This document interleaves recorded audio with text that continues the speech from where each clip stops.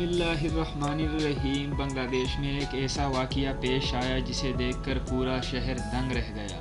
بنگلہ دیش کے شہر ڈھاکہ میں مردہ قرار دے کر بچے کو قبر میں دفناتے وقت نومولود بچہ زندہ ہو گیا۔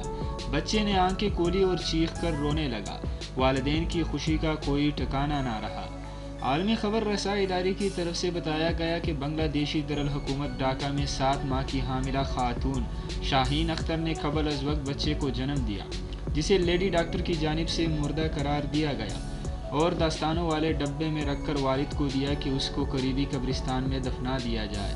تاہم قبر کھودنے کے بعد جیسے ہی نومولود کو اس میں اتارا جانے لگا تو اچانک بچے کا جسم حرکت کرنے لگا، جس پر باپ بچے کو لے کر دوبارہ اسی ہسپتال گیا۔ تاہم جنرل وارڈ میں بستر نہ ہونے کی وجہ سے بچے کو دوسرے ہسپتال لے جانا پڑا، جہاں زچہ و بچہ کی طبیعت خطرے سے باہر بتائی گئی۔